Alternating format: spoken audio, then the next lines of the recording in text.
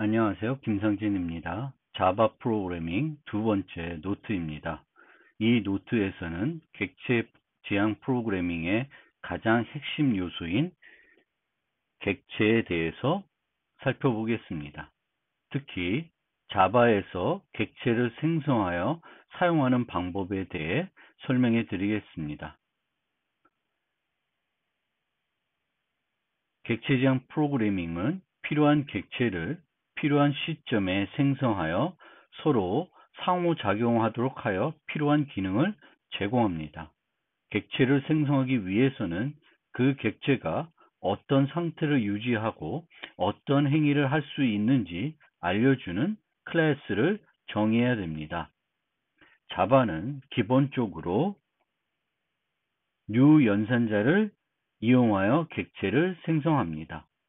생성한 객체를 조작하기 위해 객체 참조 변수를 사용합니다. 이들에 대해 이 노트에서 집중적으로 살펴보겠습니다.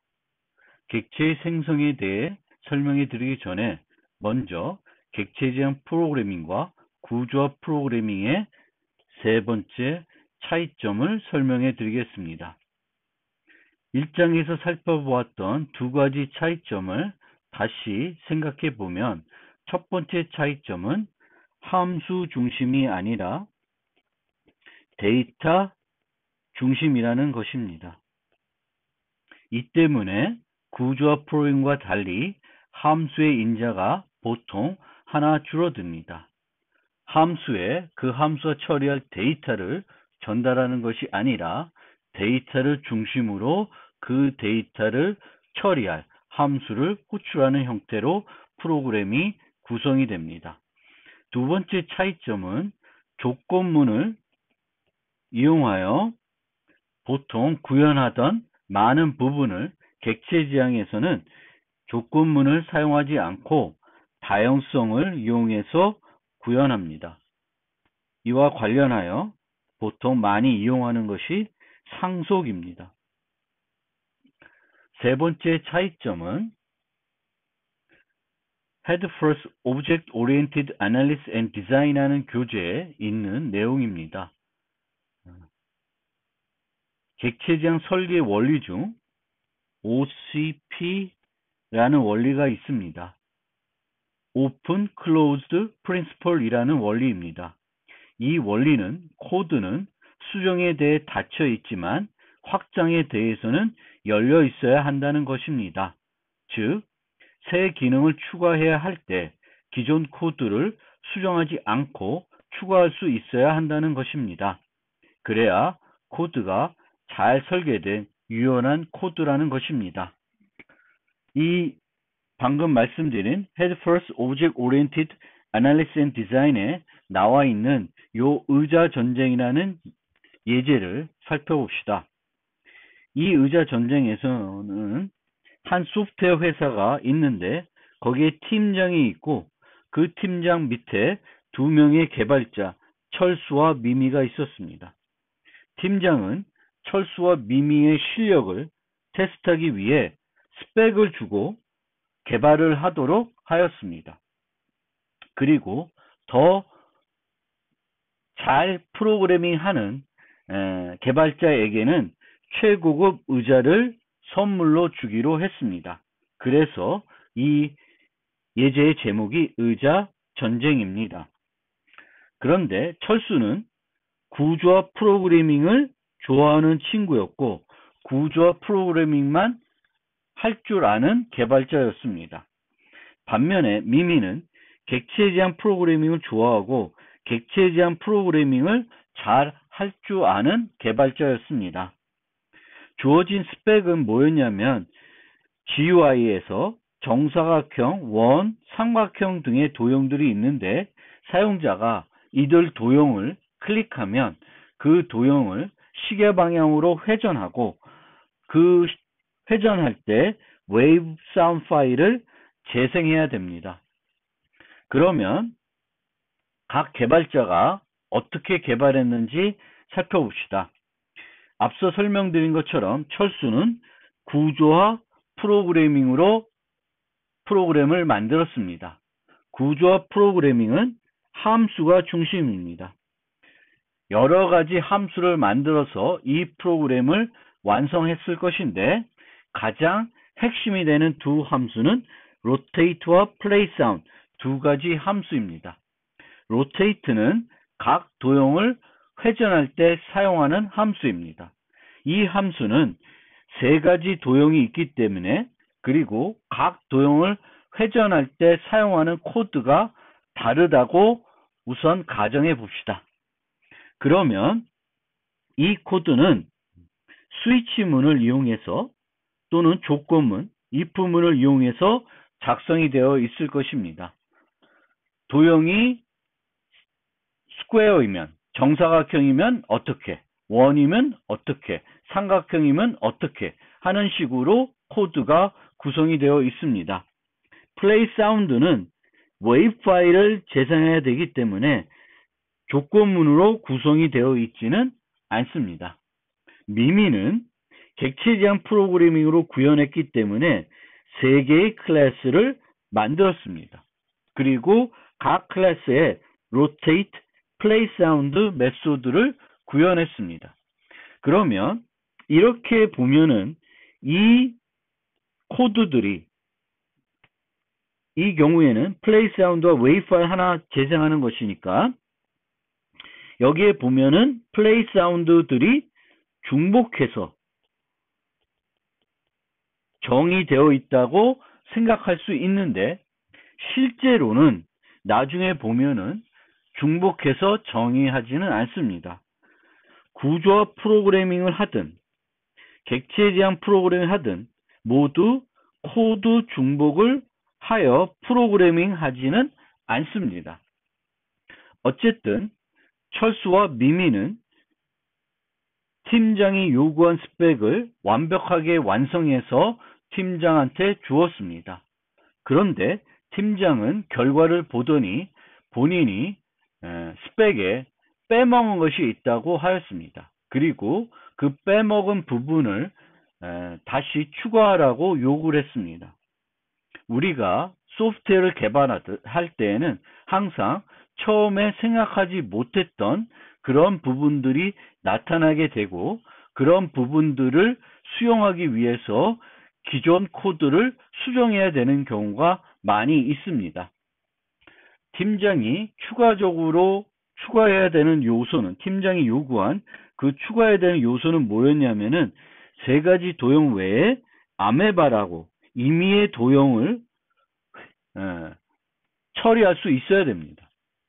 요 처리하고 그런데 이런 아메바 도형의 경우에는 임의의 도형의 경우에는 이전과 달리 웨이브 파일을 재생하는 것이 아니라 mp3 파일을 재생해야 됐습니다. 그러면 철수는 여기에 나오는 playSound 말고 rotate 함수도 수정을 했습니다. rotate는 원래 스위치 문으로 되어 있다고 가정하면은 이 스위치 케이스절에 아메바가 하나 추가되는 것이 되겠습니다. 그리고 playSound 함수의 경우에는 이전에는 웨이브 파일만 재생할 수 있었는데 if문을 이용해서 도형의 종류에 따라 웨이브 또는 mp3를 재생하도록 프로그램을 수정했습니다. 즉 철수는 새로운 기능을 추가하기 위해서 기존에 만들었던 함수들을 수정했습니다. 그런데 미미는 기존에 만들었던 요 세 가지 클래스는 하나도 손을 대지 않고 새로운 클래스를 하나 더 추가했습니다. 그리고 그 클래스에 이 아메바 도형을 위한 rotate와 playSound 메소드를 구현하였습니다. 이렇게 해서 둘 다 완성을 해서 다시 그 팀장한테 제출했습니다. 팀장이 결과를 보았더니 다시 한번 잘못된 부분이 있다고 지적을 했습니다. 아메바 모양의 경우에는 중심을 기반으로 회전하는 것이 아니라 클릭한 위치를 기반으로 회전을 해야 한다고 하였습니다. 따라서 철수와 미미는 그것을 반영하기 위해 또다시 수정을 하였습니다. 철수는 rotate 함수를 수정해야 됐습니다. 이 rotate 함수에 클릭한 위치를 받도록 수정을 했고, 이 클릭한 위치는 스위치 문 중에 아메바 도형에서만 사용을 하였습니다. 그렇게 해서 팀장이 요구한 스펙을 완성시켰습니다. 미미는 여전히 그 수정해야 되는 기능과 전혀 무관한 정사각형, 원, 삼각형 클래스는 건드리지 않고 아메바 클래스만 수정을 했습니다. 여기에 클릭한 위치를 유지하는 멤버 변수를 추가했고, 이들을 설정할 수 있는 메소드를 추가했습니다. 그 다음에 rotate에서는 이 클릭한 위치를 기반으로 회전하도록 수정을 했습니다. 그래서 그렇게 수정한 다음에 최종적으로 결과를 팀장에게 제출했습니다. 팀장은 최종적인 결과를 보고 나서 미미가 훨씬 프로그래밍을 잘 한다고 칭찬을 하고 의자를 미미에게 주었습니다. 그랬더니 철수는 코드가 중복됐다고 결과를 받아들이지 못했습니다. 그런데 실제로 미미가 제출한 코드는 상속을 기반으로 하고 있고 중복된 코드 없이 구현이 되어 있습니다. rotate가 만약 각각 요 도형마다 다르다고 하면 이렇게 다른 것들을 구현하고, 플레이 사운드는 mp3를 웨이브를 플레이하도록 만들어져 있고, 웨이브를 플레이하면 되면은 이들은 그냥 가져다가 새로 중복해서 정의하지 않고 사용하면 되고, 아메바만 mp3를 재생하도록 재정의를 하면 되었습니다. 따라서 앞서 말씀드린 것처럼 구조 프로그래밍 하던 객체 지향 프로그래밍 하던 항상 우리는 코드를 만들 때 코드 중복을 하지는 않습니다. 객체 지향 프로그래밍의 경우에도 코드 중복을 하지 않고 프로그래밍을 합니다. 그리고 이 예제에서 중요하게 설명드리고자 하는 부분은 객체 지향으로 모델링 하게 되면은 어떤 기능을 추가할 때 항상 그렇게 되는 건 아니지만 구조화 프로그래밍에 비해서는 기존 코드를 만지지 않고 기존 코드는 수정하지 않고 기능을 추가할 수 있다는 것입니다.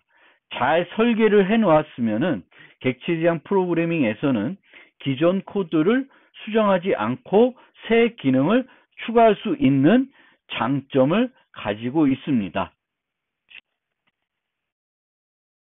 지금부터 본격적으로 객체에 대해서 설명해 드리겠습니다. 첫 번째 노트에서 설명드렸듯이 객체의 3대 요소는 상태, 행위, 식별자입니다. 그리고 이 식별자는 프로그래밍에서는 변수로 나타나게 됩니다. 객체는 상태를 가지고 있고 특정 행위를 할 수 있으며 이 행위는 현재 상태에 따라 결과가 다를 수 있습니다. 어떤 행위가 객체의 상태를 전혀 활용하지 않으면 그 행위는 해당 객체의 행위가 아닙니다. 그러면 우리가 프로그래밍 할 때 어떤 것을 객체로 모델링 하는지 설명해 드리겠습니다. 우리는 주로 이 프로그램에서 다루는 데이터를 객체로 모델링 합니다.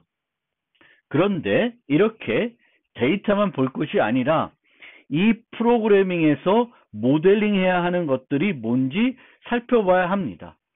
예를 들어서 학생, 문과 같은 실세계 사물을 응용해서 그 실세계와 동일하게 모델링 해야 하는 경우가 있습니다. 예를 들어서 애완동물 기르기 게임에서 강아지를 모델링 해야 되는 경우가 있습니다. 이 경우에는 이 강아지는 실생의 강아지와 동일한 상태를 유지하고 있고 동일한 행위를 해야 합니다. 이럴 경우에는 객체지향에서 객체로 모델링하기에 가장 적합한 것입니다. 그 다음에 앞서 말씀드린 것처럼 객체지향에서는 데이터를 중심으로 프로그래밍합니다. 따라서 응용에서 필요한 복합 타입의 데이터가 있으면 그것을 객체로 모델링합니다.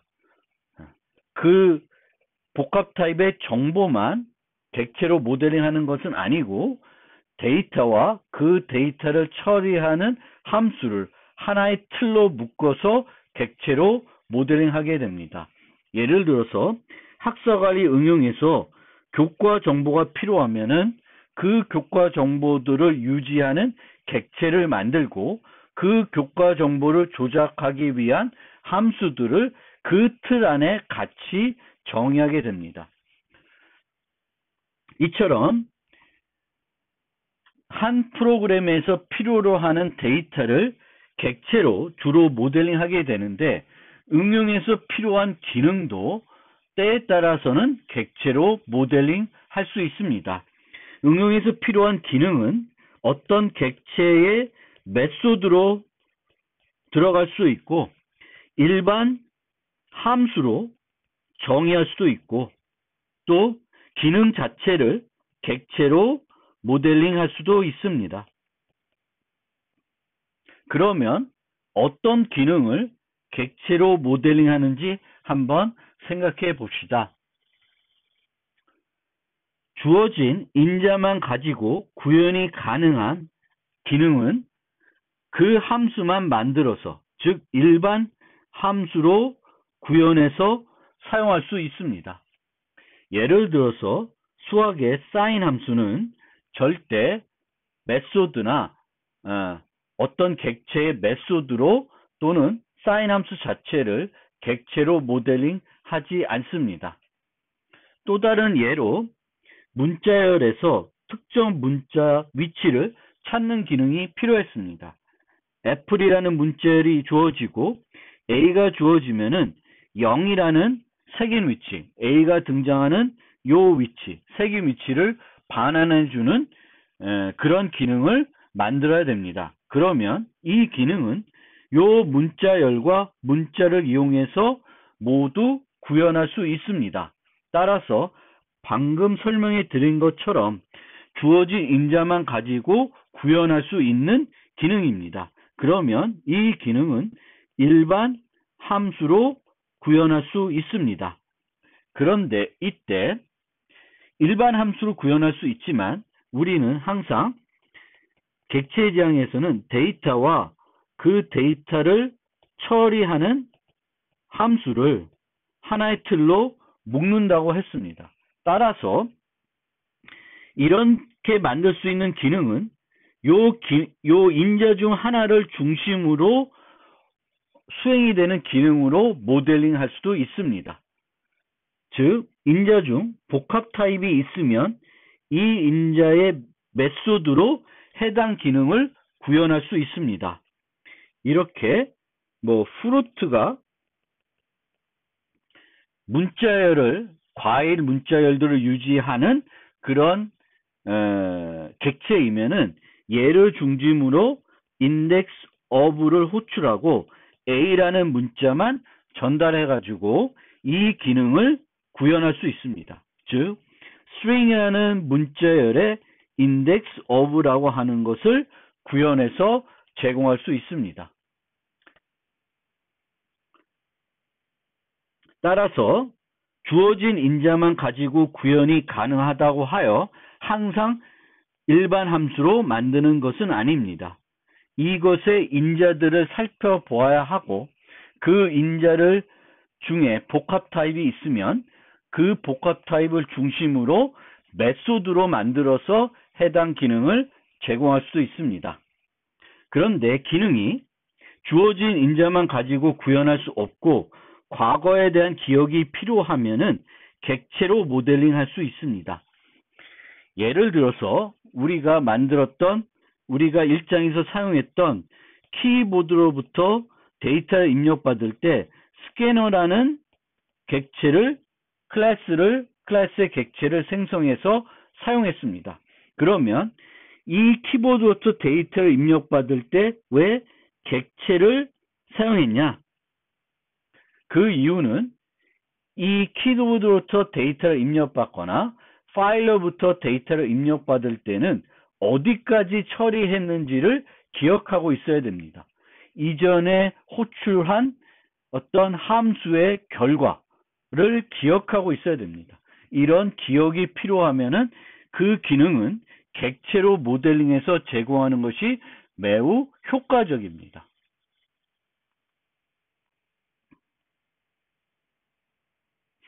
객체 메소드는 객체의 상태를 활용해야 하지만 반드시 객체의 상태를 바꿔야 하는 것은 아닙니다. 방금 보셨듯이 애플 인덱스 오브 같은 메소드의 경우에는 애플의 상태, 문자열의 상태는 바꾸지는 않습니다. 물론 객체의 상태를 바꾸지는 않지만 객체의 상태를 전혀 활용하지 않으면 객체의 메소드로 모델링하지는 않습니다. 요약하면 객체 지향 프로그래밍에서는 이 어떤 프로그램을 만들 때 그 프로그램에서 필요한 데이터들을 객체로 모델링하고 그 프로그램에서 필요한 기능 중에서 일부 기능에 대해서는 객체의 메소드로, 또 일부는 기능 자체를 객체로 모델링해서 구현하게 됩니다. 또 그 프로그램에서 필요한 모든 요소를 객체 지향으로 모델링하지는 않고 일부 기능은 예전 C처럼 그냥 일반 함수로 만들어서 제공을 합니다. 우리는 한 종류의 객체를 여러 개 생성해서 사용할 수 있고 한 객체를 여러 번 사용할 수 있습니다. 그렇기 때문에 식별자가 필요합니다. 프로그래밍에서는 변수가 그 역할을 합니다. 특정 종류의 객체가 어떤 상태를 가지고 있고 어떤 행위를 할 수 있는지 알 수 있도록 우리는 클래스를 정의합니다. 상태는 데이터로 표현되므로 필요한 타입의 멤버 변수를 정의해서 나타나게 되겠고, 행위는 함수로 구현됩니다. 우리는 이런 함수들을 멤버 함수라고도 하지만 메소드라는 용어로 많이 부릅니다. 이렇게 상태와 행위를 클래스라는 하나의 틀을 이용해서 정의를 하게 되고, 객체 지향에서는 이것을 객체 지향 전문 용어로는 캡슐화라 합니다. 객체 지향은 캡슐화 개념에 접근 제어까지 추가하여 프로그램의 강건성을 높여주고 있습니다. 클래스만 정의하면 아무런 의미가 없으며 필요한 시점에 필요한 객체를 생성하고 이들이 해야 할 일들을 하도록 메소드를 실행해 주어야 그 소프트웨어가 하는 일이 동작하게 되는 것입니다. 객체의 행위는 클래스의 메소드로 구현되지만 클래스에 정의된 모든 메소드를 외부에서 사용할 수 있도록 해야 하는 것은 아닙니다. 외부에서 객체와 상호작용하기 위해 필요한 메소드만 사용할 수 있도록 해야 하며, 이를 위해 우리는 접근 제어를 사용합니다. 예를 들어서 who라는 메소드를 A라는 객체가 제공을 해야 돼요.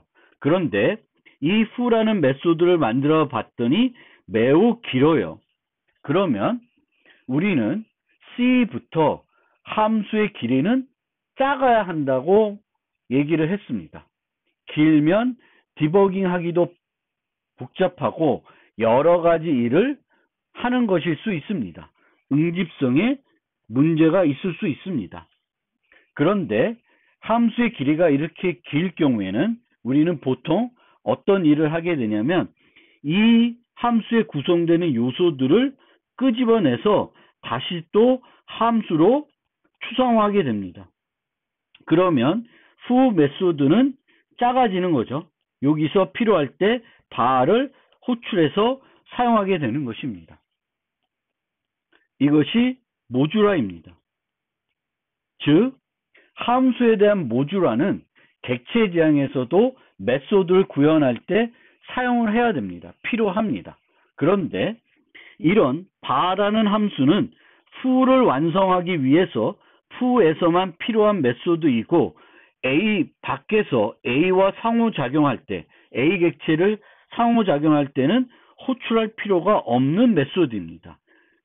밖에서는 f만 부르면 됩니다. 그러면 f는 퍼블릭으로 해서 밖에서 사용할 수 있도록 하지만 바라는 메소드들은 프라이빗으로 해서 밖에서 사용할 수 없도록 막아주는 것이 강건성을 높이고 디버깅하는 것을 용이하게 해줍니다. 우리가 메소드를 정의할 때 이제 C++, 자바에서는 같은 이름의 메소드를 여러 개 정의할 수 있습니다. 그것을 우리는 다중정의, 영어로는 오버로딩이라고 합니다.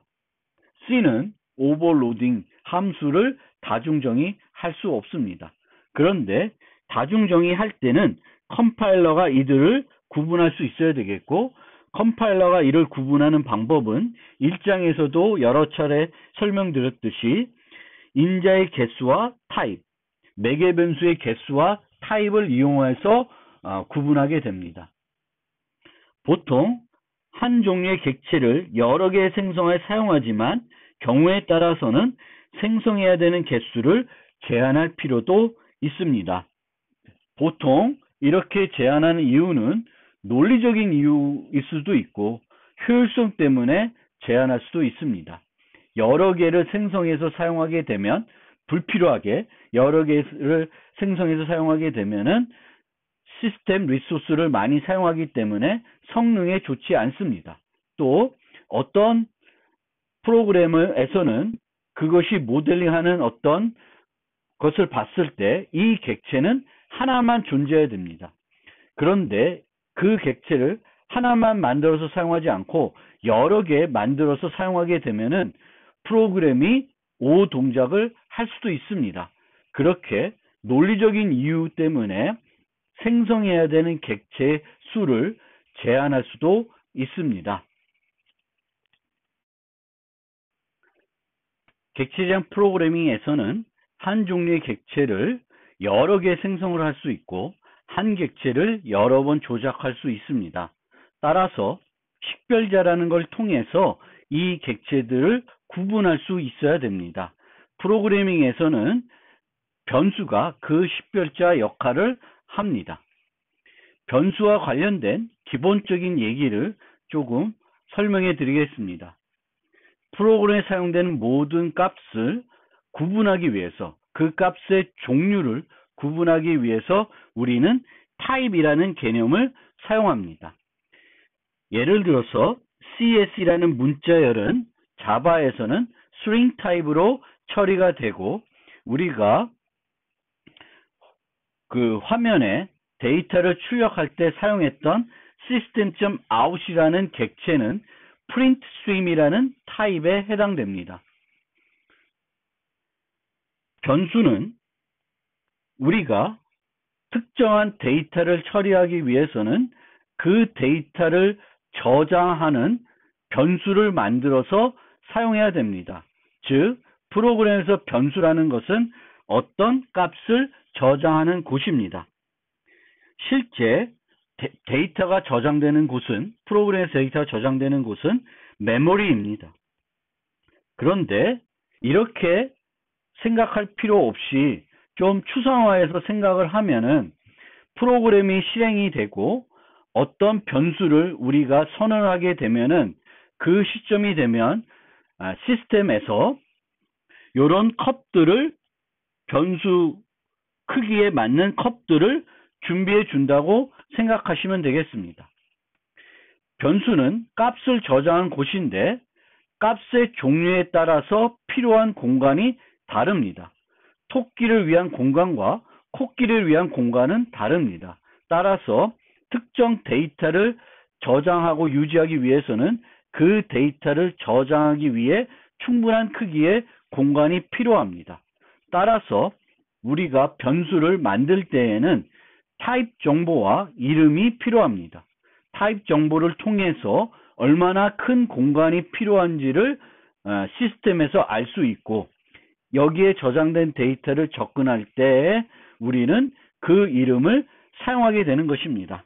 즉, 이런 컵들을 만들고 이 컵에 이름표를 붙이는 형태로 추상화해서 생각하시면 되겠습니다.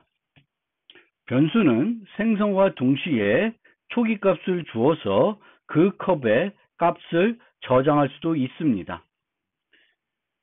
여기서처럼 변수를 만들어서 초기화하지 않을 수도 있는데, 보통은 우리는 변수 이름을 이런 식으로 초기화해서 사용하게 됩니다.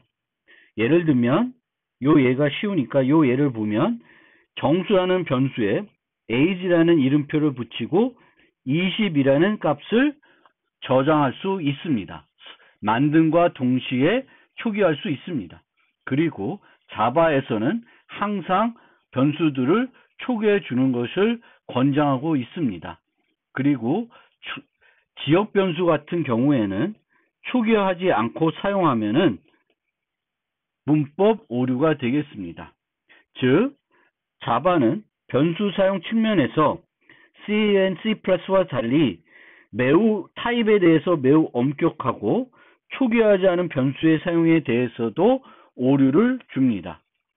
즉, 이렇게 정수 변수가 있을 때 자바에서는 부동소수를 대입하게 되면은 워닝을 주는 것이 아니라 문법 오류가 됩니다. 축소 변환에 해당되는 대입은 무조건적으로 문법 오류를 줍니다. C앤 C++에서는 이런 경우에는 문법 오류가 아니라 워닝 레벨에 따라서 워닝을 주는 형태가 되겠습니다. 자바에서는 이렇게 초기화되지 않은 변수를 사용하면 문법 오류를 줍니다. C앤 C++에서는 아마 이 경우에도 문법 오류가 아니라 워닝만 줍니다. 이렇게 자바가 변수 사용 측면에서 매우 엄격한 이유는 첫 번째 노트에서 설명되었듯이 자바는 강건성을 매우 중시했습니다. 원래 목표로 했던 인베이디드 환경에서는 코드의 강건성이 매우 중요하다고 이 자바를 만든 사람들은 생각했기 때문에 이런 형태대로 그 자바의 문법을 설정했습니다. 변수를 이제 선언할 때 우리는 타입 정보와 이름을 주어야 한다고 했는데, 이렇게 프로그램을 작성할 때 프로그램과 직접 정의하는 이름을 우리는 식별자라고 합니다. 요 식별자와 또 객체의 3대 요소의 식별자와 조금 다른 것이니까 혼동해서 이해하지 마시고 문맥에 따라서 뭘 의미하는 건지 이해해 주셨으면 좋겠습니다. 우리는 프로그램을 작성할 때 프로그래머는 변수 이름, 클래스 이름, 메소드 이름 등을 직접 명명해 주어야 됩니다. 이런 식별자를 명명할 때 문법 규칙이 있는데, C앤 C++에 사용했던 규칙과 큰 차이는 없습니다. 단지 한 가지 추가된 것은 자바의 경우에는 달러 기호가 추가가 되었습니다. 이 기호가 왜 추가됐는지는 저도 정확하게는 모르겠지만, 일반적으로 일반 개발자가 프로그램 할 때는 사용하지는 않습니다. 우리는 영문자, 숫자, 밑줄 문자만 사용해서 보통 명명을 하게 되겠고, 이 세 개를 사용하더라도 숫자로는 시작할 수 없습니다.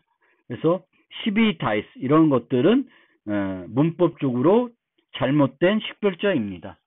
그리고 이런 문법은 외우는 것이 아니라 이해를 해야 됩니다. 컴파일러 입장이 되어 보면은 이런 문법들이 필요하다는 것을 우리는 쉽게 이해할 수 있습니다. 예를 들어서 화이트 대시 박스라고 하는 것이 유효한 식별자가 될 수 없는데 그 이유는 이 마이너스라는 기호, 이 다시라는 기호는 마이너스 연산자로도 사용이 되죠. 따라서 화이트 빼기 박스라고 하는 식별자가 가능할 수 없겠죠. 왜냐하면은 컴파일러는 이것을 화이트 식별자, 박스 식별자를 빼는 것으로 생각할 수밖에 없기 때문에 그렇습니다.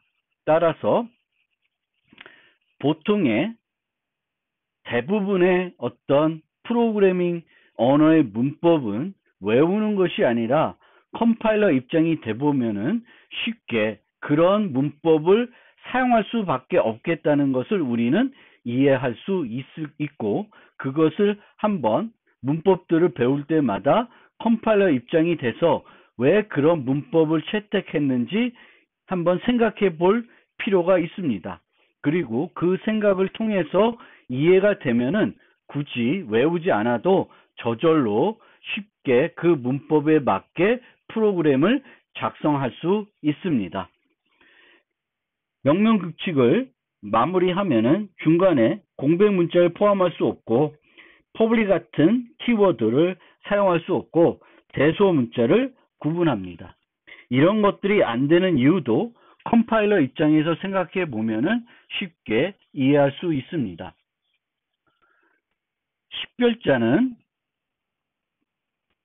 식별자의 명령 규칙보다 더 중요한 것은 식별자의 종류에 따라 통일성 있게 이름을 정의해서 식별자를 보기만 하면 이 식별자가 어떤 종류의 식별자인지 식별할 수 있도록 하는 것이 중요합니다. C++는 이 관례를 잘 따르지는 않아요. 그렇지만 자바는 이 관례를 잘 따르고 있습니다. 따라서 여러분들도 자바에서 프로그래밍 할 때는 이 관례를 꼭 지켜주시면 좋겠습니다. 클래스 이름, 인터페이스 이름, 열거형 이름처럼 타입 이름은 대문자로 시작해서 낙타 표기법을 많이 사용합니다. 낙타 표기법이라는 것은 두 개의 영 단어를 이용해서 하나의 식별자를 만들 때 모든 요소들은 소문자를 쓰지만 첫 문자는 대문자로 사용하는 것을 낙타 표기법이라고 합니다. 변수는 타입 이름과 달리 소문자로 시작하고요. 메소드 이름, 함수 이름도 소문자로 시작해서 낙타 표기법으로 명명하는 것이 관례입니다. 그러면 변수 이름과 메소드 이름이 구분되지 않느냐고 반문할 수 있는데 메소드 이름은 항상 끝에 괄호가 옵니다. 따라서 이런 형태가 되면은 이것은 메소드 이름, 함수 이름이 되겠고 그냥 뒤에 가로가 오지 않고 소문자이면은 이 식별자는 변수에 해당하는 것입니다. 추가적으로 우리는 명령에서 이 내용만 보면은 이름에 있는 내용을 보면은 그것이 메소드 이름인지 변수 이름인지 충분히 또 구분을 할 수 있습니다. 왜냐하면은 변수 이름은 주로 명사를 이용해서 짓게 되겠고 메소드 이름은 행위이기 때문에 동사를 주로 사용해서 명명을 하게 됩니다. 따라서 메소드 식별자의 이름만 형태만 보지 않고 이름만 보더라도 이것이 변수인지 메소드인지 구분할 수 있습니다. 상수 이름은 보통 모두 대문자를 사용해서 명명하게 되겠습니다. 멤버 변수 이름은 다른 종류의 변수와 구분하기 위해서 다르게 명명하기도 합니다. 이때 헝가리안 표기법을 사용하는 경우도 많습니다. 1장에서 봤듯이 mname 뭐처럼 이 식별자가 멤버 변수라는 것을 나타내기 위해서 m 소문자로 앞에다가 그 접두사를 붙이는 경우도 종종 있습니다. 그리고 이와 같은 표기법을 우리는 헝가리안 표기법이라고 합니다. 또는 뭐 이렇게 name 또는 뭐 name 해가지고 뒤에 붙이는 경우도 가끔 있는데, 뭐 여러분들이 혹시 선호하는 것이 있다면은 그 선호하는 대로 프로그램 내에서 균일하게 명명하면은 되겠습니다. 멤버 변수 이름은 이렇게 구분하지 않고 나중에 this라는 걸 이용해서 구분하기도 합니다. 메소드 이름은 반환 타입이 있는 경우와 없는 경우에 따라서 명명하는 방법이 조금 다릅니다. 반환 타입이 있는 경우에는 반환 값을 설명하는 이름을 사용합니다. 이렇게 get name 이런 식으로 verb, noun 폼으로 많이 명명합니다. compute, shipping price 배송료를 계산하다 이런 식으로 명명하게 됩니다. 반환 타입이 없는 경우에는 메소드가 하는 일을 설명하는 이름을 사용합니다. 즉, 이 관례를 보면은 반환값이 있을 때는 그 반환값을 매우 중요시 여긴다는 것입니다. 이 점도 함수를 만들 때 생각해 보셔야 되는 지점도 됩니다. 함수에서 중요하게 하는 일이 반환하는 값과 무관하면은 그 함수는 잘못 설계된 것일 수 있습니다. 예를 들면 나중에 우리가 이렇게 은행 계좌를 만들 때 입금 메소드를 만드는데 입금이 성공했는지 안 했는지를 보기 위해서 여기서 불리한 값을 반환하게 되면은 실제 이 반환하는 값은 이 함수에서 중요한 요소는 아닙니다. 그래서 이렇게 만드는 것보다 다르게 만드는 것이 더 좋은 방법입니다. 요에 대해서는 3장에 가서 다시 한번 살펴보겠습니다. 또 복합 타입의 변수의 경우에는 복수를 사용하는 경우가 종종 있습니다. 그리고 낙타 표기법 대신에 이런 식으로 각각 단어들을 밑줄 문자로 구분해서 명명하는 경우도 많이 있습니다. 이런 표기법을 알아두시면 스네이크 표기법, 뱀 표기법이라고 합니다. 식별자를 명명할 때 우리는 키워드를 그 식별자로 사용할 수는 없습니다. 그러면 이 기회에 자바의 키워드들을 한번 살펴봅시다. 자바의 키워드는 총 54개 또는 49개 있다고 말을 합니다. 요 5개를 빼면 49개입니다. 그러면 어떤 키워드들이 있는지 한번 살펴봅시다. 첫 줄에 있는 요 8개는 자바에서 제공하는 원시 타입에 해당합니다. 바이트, 쇼트, 인트, 롱이 정수 타입에 해당되는 거고, 플롯 더블이 부동소수 타입, 불련이 논리 타입, 캐릭터가 문자 타입에 해당되겠습니다. 그 다음에 요 5개는 조건문과 관련된 것이고, 요 5개는 반복문과 관련되어 있습니다.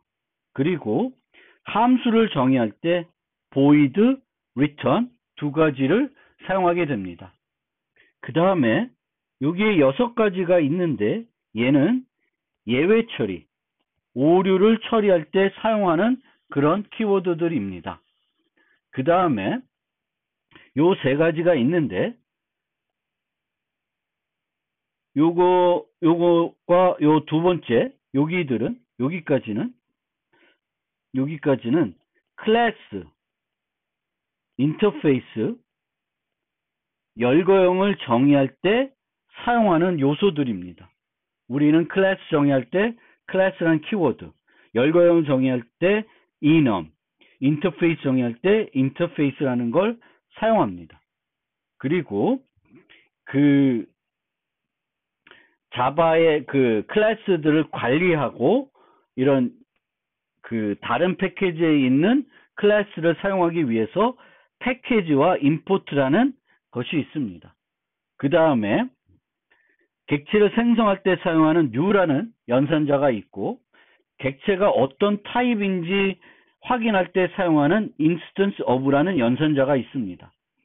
그 다음에 상수를 만들 때 사용하는 finer이라는 키워드, 그리고 조금 일반 함수를 정의할 때 사용하는 static한 키워드가 있습니다. 그 다음에 여기 5개가 있는데 요 5개는 조금 널리 사용되는 요소는 아닙니다. 이번 학기에 이 요소들에 대해서 거의 살펴보지는 않을 것입니다.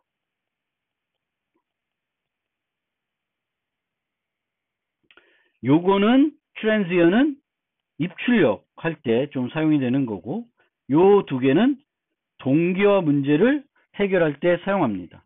요거는 다른 언어 코드를 합칠 때 쓰이게 되겠고요. 요거는 이제 그 부동소수와 관련되어 있는 타입이긴 키워드이긴 합니다. 그래서 이런 종류의 키워드들을 자바는 제공하고 있고, 3개의 상수값을 쓸 때 사용하는 키워드가 있습니다. 불리언의 타입의 상수들, true, false가 있고, 참조 타입의 변수들이 가질 수 있는 null 값이라는 것이 있습니다. 그리고 const와 goTo도 키워드이지만 이들은 사용되지 않는 예약되어 있는 키워드입니다. 그리고 모듈에 사용되는 제한적인 키워드가 있고, 그 다음에 자바 9 이후에 몇 가지 추가된 키워드들이 있는데, 이들은 일반 키워드와 달리 특별한 위치에서 사용되면은 키워드로 인식되는 그런 키워드가 되겠습니다. 이처럼 새로운 기능이 추가됐을 때 이 키워드를 여기에 넣게 되면은 어떤 문제가 발생하냐면은, 예전에 만든 코드인데 바를 그냥 일반적인 어떤 식별자로 사용했어요. 그런데 바가 자바 9부터 공식 식별 키워드가 되면은 예전에 만든 프로그램 중에 바를 사용한 프로그램들은 제대로 컴파일 되지 않습니다. 그 때문에 이렇게 새로운 기능을 추가하기 위해서 키워드들을 몇 가지 추가했지만, 이들 키워드들은 초기부터 사용됐던 키워드와 달리 제한적인 키워드로 사용을 하고 있습니다.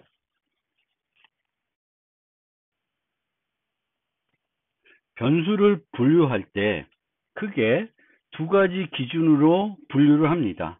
하나는 그 변수가 값 타입 변수인지 참조 타입의 변수인지 구분을 할 수가 있고요.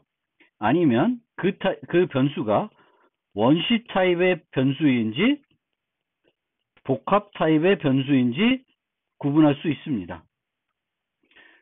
원시 타입은 값을 하나만 유지하는 타입이고, 복합 타입은 값을 여러 개 유지하는 타입입니다. 원시 타입은 값을 하나만 유지하고 그것을 더 이상 세부적으로 쪼갤 수 없는 타입을 말합니다. 복합 타입은 값을 여러 개 유지하기 때문에 이 개별 값들로 세부적으로 쪼개서 접근을 할 수 있습니다. 값 타입은 이 그림처럼 변수의 값 자체를 유지하는 타입을 말합니다. 참조 타입은 변수의 값 자체가 아니라 그 값을 접근할 수 있는 다른 정보를 유지하는 타입이 되겠습니다. 보통 여기에 유지하는 타입은 주소입니다. 접근하고자 하는 데이터가 저장되어 있는 주소 정보를 유지합니다. 저는 이 주소 정보 대신에 리모컨을 유지한다고 추상화해서 설명해 드리기도 합니다. C++에서는 이런 값 타입과 참조 타입 분류해서 분류해 보면 세 종류가 있는데 값 타입이 있고 포인터 타입이 있고 참조 타입이 있습니다. 그런데 C++의 참조 타입은 방금 설명드렸던 참조 타입과는 조금 성격이 다릅니다. 오히려 포인터 타입이 방금 설명드린 참조 타입에 가까운 타입이 되겠습니다. C++에서 포인터는 변수의 주소 정보를 유지합니다. 반면에 참조는 별도 공간을 가지고 있는 것이 아니라 기존 변수에 이름표를 하나 더 추가로 붙이는 그런 타입입니다. 따라서 우리가 변수 분류에서 값 타입, 참조 타입으로 할 때 이 참조 타입과 C++에서 제공하는 레퍼런스 타입과는 좀 구분해서 살펴볼 필요가 있습니다. 자바는 총 8개의 원시 타입을 제공하는데 정수 4개, 부동소수 2개, 문자 하나, 논리형 하나 이렇게 8개를 제공하는데 이 원시 타입은 값 타입 변수로만 처리할 수 있고 참조 타입으로는 절대 처리할 수 없습니다. 그리고 이 8가지 원시 타입을 제외한 나머지들은 모두 객체 타입이 되고요. 자바에서 이런 객체 타입은 항상 참조 타입을 이용해서 처리합니다. 이렇게 원시 타입은 항상 값 타입, 나머지들은 다 참조 타입으로 이용해서 접근하기 때문에 문법이 C++에 비해서 매우 단순합니다. 아까 말씀드린 것처럼 자바에서는 원시 타입을 제외한 모든 타입이 참조 타입이고 객체 타입입니다. 심지어 배열도 열거형 상수도 자바에서는 객체입니다. 자바는 총 8개의 원시 타입을 제공하고 이 8개의 원시 타입을 제외하고는 모두 객체 타입입니다. 자바의 원시 타입에 대해서는 6번째 노트에서 자세히 설명해 드리겠습니다. 그렇지만 간단하게 기존 C와 어떤 차이점이 있는지는 조금 설명해 드리겠습니다. 8개의 타입이 있는데 불리언, 캐릭터, 요 4개가 정수 타입이고 요 2개가 그 부동소수 타입입니다. 자바는 월화라는 것이 목표로 했기 때문에 이 각각의 타입이 차지하는 크기는 어떤 컴퓨팅 환경과 상관없이 항상 일정합니다. 표준에 정의되어 있습니다. 불리언 타입은 true, false 두 가지 값만 가지고 있고요. 그 다음에 문자 타입은 C의 문자 타입 그리고 C++의 문자 타입은 초기 70년대에 주로 썼던 것이 영문자이기 때문에 ASCII 코드를 기본 코드로 사용합니다. 그런데 자바는 만들 당시부터 다국어를 고려했기 때문에 유니코드를 사용하고 있습니다. 따라서 자바에서 캐릭터는 기본적으로 유니코드를 쓰고 2바이트 크기를 가지고 있습니다. 자바는 4가지 정수 타입을 가지고 있는데 모두 signed 타입입니다. unsigned 개념은 없습니다. unsigned라는 수식어를 붙여가지고 부호가 없는 타입으로 바꿀 수 없습니다. 부동소수는 2가지 타입이 있고 이 부동소수는 float double이 있는데 더블이 더 큰 크기를 갖고 있습니다. 부동소수에서는 이 범위보다도 더 중요한 게 정확성입니다. 그래서 더블을 사용해야 보다 더 원래 수와 가까운 수로 나타내서 프로그래밍을 할 수 있습니다.